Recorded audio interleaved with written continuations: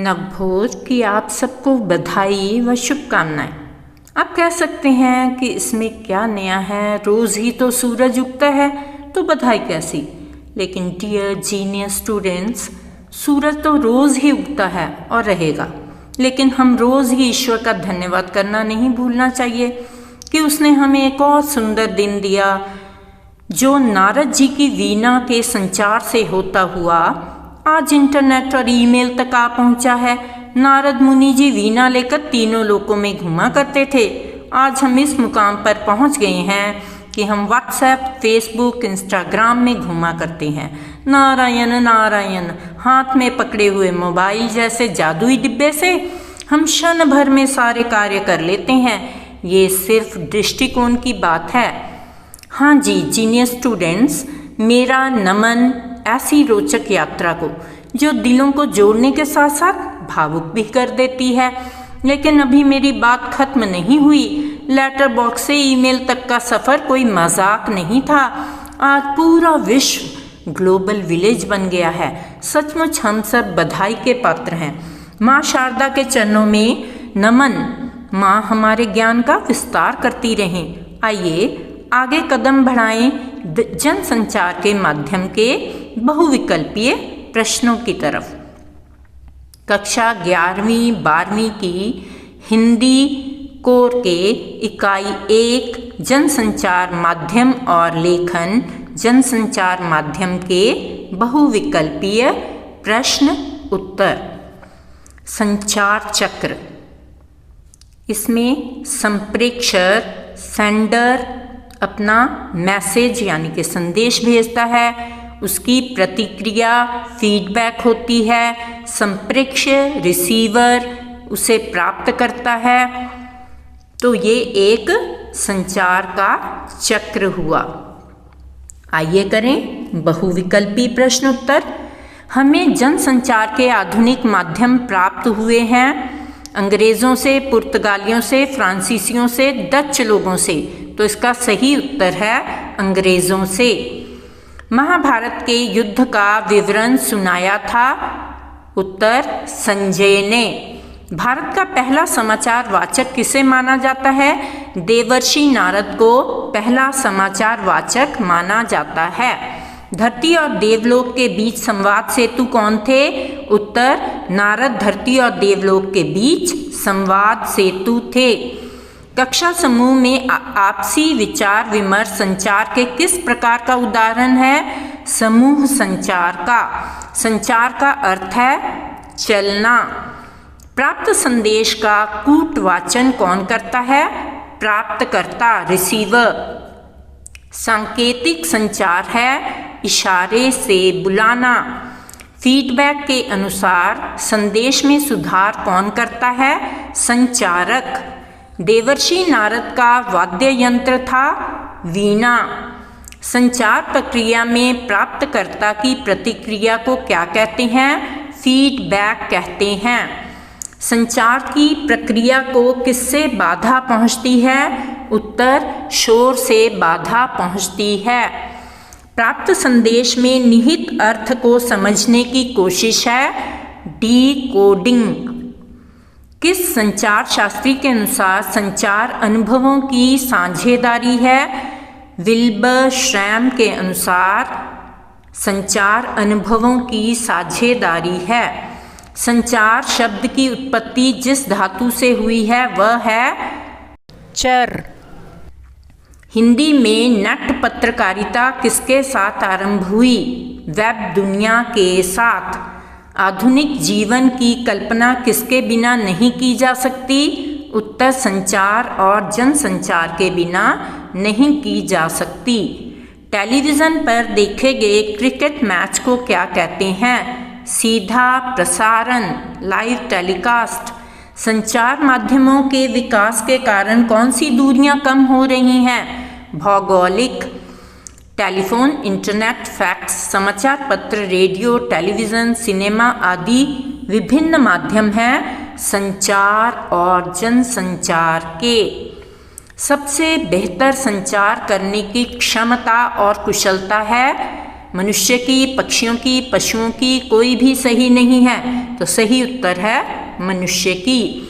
जनसंचार माध्यमों का सकारात्मक और नकारात्मक प्रभाव पड़ता है लोगों पर। मानव जीवन अब संभव नहीं है संचार के बिना। पत्रकार का गुण है संदेह करना। समाचारों में कौन सा तत्व अधिक अहम होता है? न्याय संगत। किसी भी पत्रकार के लिए सदा क्या होना आवश्यक है? निष्पक्ष। एक पत्रकार समाचार के रूप में पेश करता है यथार्थ को। समाचार संगठनों की समाचारों के चयन और प्रस्तुति की नीति को क्या कहते हैं? संपादकीय नीति। तथ्यों की शुद्धता, वस्तुपरकता, निष्पक्षता, संतुलन और स्रोत हैं संपादन के सिद्धांत। पत्रकारिता एक तरह से कौन सा लेखन है? दैनिक इतिहास लेखन। समाचारीय महत्व काफ़ी हद तक किससे निर्धारित होता है? स्थानीयता से। समाचार उस घटना की जानकारी देता है जो ताज़ी हो। विभिन्न घटनाओं को समाचारों के रूप में परिवर्तित कौन करते हैं? पत्रकार। पत्रकारीय लेखन के लिए कच्चा माल किससे प्राप्त होता है? साक्षात्कार से, जब आप किसी को इंटरव्यू करते हैं। फीचर की कौन सी विशेषता है? सृजनात्मक, सुव्यवस्थित, आत्मनिष्ठ, उपयुक्त। तीनों यानी कि ऊपर कहे गए तीनों ही इनकी फीचर की विशेषताएं होती हैं। तथ्यों, सूचनाओं, आंकड़ों की गहरी छानबीन करने वाली रिपोर्ट को क्या कहते हैं? इन डेप्थ रिपोर्ट कहते हैं। इंट्रो में कितने ककारों का आधार बनाकर खबर लिखी जानी चाहिए? 3 या 4। समाचार लेखन के लिए कितने ककार आवश्यक हैं? 6। समाचार लेखन की श्रेष्ठ शैली कौन सी है? उल्टा पिरामिड शैली समाचार लेखन की श्रेष्ठ शैली है। समाचार पत्रों में छपने वाले फीचर में लगभग कितने शब्द होने चाहिए? उत्तर 250 से 2000 तक शब्द होने चाहिए। भुगतान के आधार पर अलग अलग समाचार पत्रों में लिखने वाले पत्रकार को क्या कहते हैं? फ्रीलांसर। समाचार संगठन में काम करने वाले नियमित वेतनभोगी पत्रकार को क्या कहते हैं? पूर्णकालिक पत्रकार कहते हैं। पत्रकार कितने प्रकार के होते हैं? पत्रकार 3 प्रकार के होते हैं। समाचार पत्र प्रकाशित या प्रसारित करने के लिए आखिरी समय सीमा को क्या कहा जाता है? डेडलाइन। भारत में इंटरनेट पत्रकारिता का दूसरा दौर कब आरंभ हुआ? 2003 में। आधुनिक युग में इंटरनेट पत्रकारिता का कौन सा दौर चल रहा है? उत्तर तृतीय दौर। टेलीविज़न के लिए खबर लिखने की मौलिक शर्त क्या है? दृश्य के साथ लेखन टेलीविज़न के लिए खबर लिखने की मौलिक शर्त है। उल्टा पिरामिड में समाचार के ढांचे के आवश्यक घटक हैं इंट्रो या मुखड़ा, बॉडी, समापन, यानी कि ये तीनों सही हैं। उल्टा पिरामिड शैली का प्रयोग हुआ था 20वीं शताब्दी में। कैसे और कौन ककारों के मुख्य पहलू हैं? विवरणात्मक, व्याख्यात्मक, विश्लेषणात्मक, ये तीनों ही ककारों के मुख्य पहलू हैं। फीचर लेखन की शैली है सीधा पिरामिड शैली। अच्छे फीचर के साथ होने चाहिए रेखांकन, ग्राफिक्स, फोटो। उपयुक्त सभी यानी कि तीनों सही हैं। भारत में पहला छापाखाना कब और कहाँ लगा? उत्तर सन 1556 में गोवा में पहला छापाखाना लगा था। वर्तमान छापे खाने का आविष्कार किसने किया? उत्तर गुटेनबर्ग ने। मुद्रण का आरंभ किस देश में हुआ? उत्तर चीन में। श्रव्य जनसंचार माध्यम कौन सा है? यानी सुनना, रेडियो।